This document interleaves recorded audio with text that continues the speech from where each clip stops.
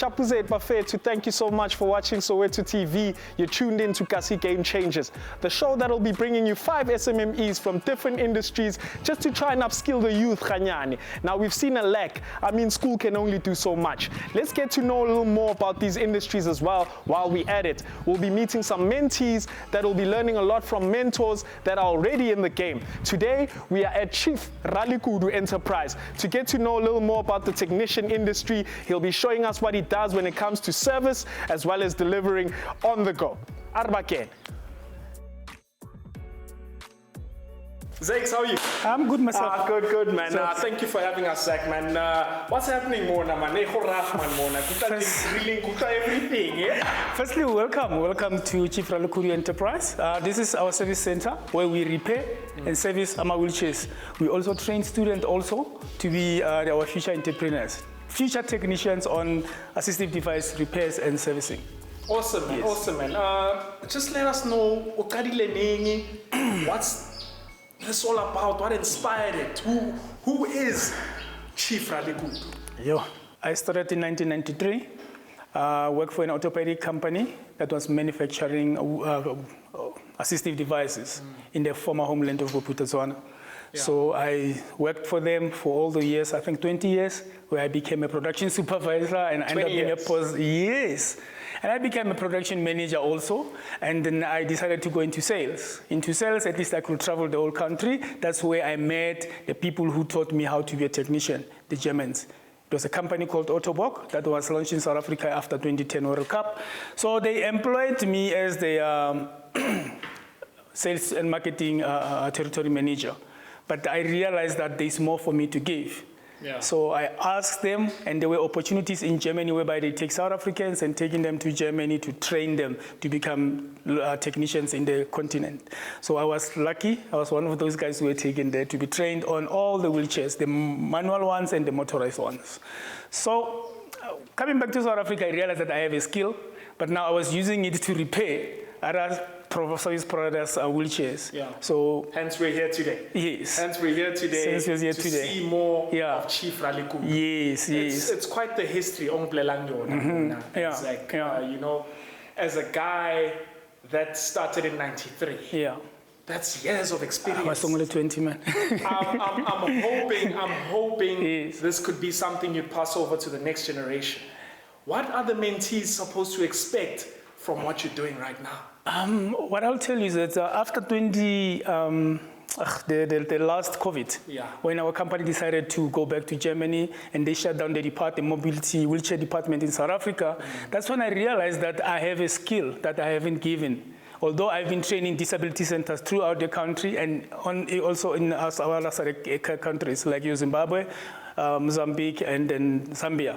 That's when I went and do training on repairing and servicing all the orthopedic working aids.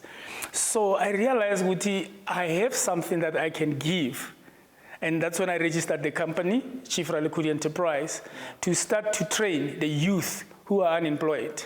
Because going back there, when I was applying for police myself, before I started working in 1993, sorry. 93. Yeah, they refused me. My application was rejected, not knowing that I have a problem with my eyesight. So it's 0-20, which I'm partially blind. So then I realized, I'm telling you, I went for medical checkup to check. They realized that no, my eyesight, because when I was young, when we were still playing with shooting beds and all that sort, I was hit on my left eye. So, but I didn't realize that this was going to be something else in my near future. And in 1993, when I applied, my medical report says no, it's 0-20. Then I couldn't be. Yes. So I just realized, disabled people in our country, there's no more opportunities for them. They rather create. So I started this. I trained more of the disabled people and the youth, especially ladies and women that want to work with tools, want to be their own mobile technicians. Because of the purpose of this, you don't have to have a workshop where we have to work, but you have to be a mobile technician. You have to put on your toolbox, get into the taxi if you don't have a car, go and fix and repair a wheelchair wherever your client is. So business is on the go. Business is on the go. And what are people looking at when business is on the go? Because we believe we're living in modern times. And you can't expect people to come to you all the time. You got to be that guy that delivers to them. Yes. And how do you usually go about that? Because of it's good again now to have service at your own comfort zone. So once I've taught the student that I taught, what we're doing right now is that when we're engaging with anyone who's using a wheelchair, they're having a problem because of, we've just realized the government gives people wheelchairs. Once it's broken, they will have to wait, not for months, sometimes for a year or two, before they can get a new one. But you find that it's only a bearing that has been broken. So now, training all these young entrepreneurs to do this work is much better now. It's saving because of you're only disabled if you cannot move from A to B.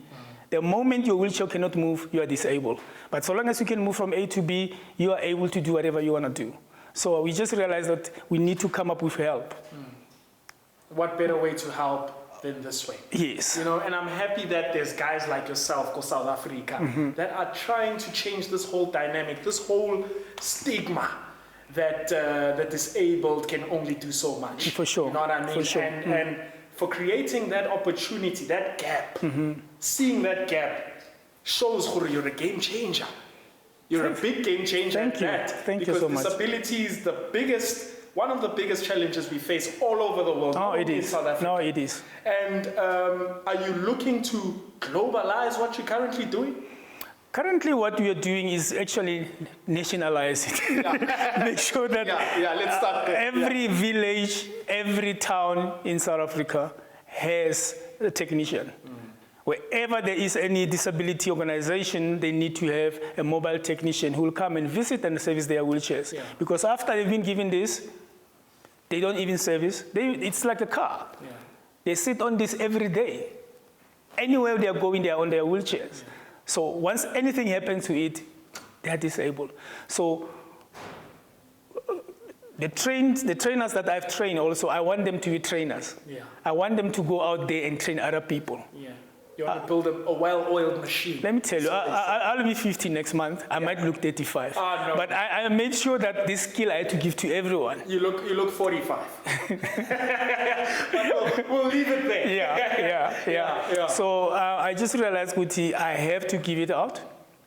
Yeah. What we have done now, actually, we have worked with some centers, whereby we took all the students that we've trained to all these centers to see that there is job there, there's an opportunity.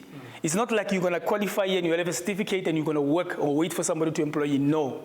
The moment you're still inside doing the training, you already have work in front of you. Yeah. So that's the purpose. That's the whole thing about this training. Zach, I'd love to hear more, but we need a little break, and just try and recaptivate ourselves.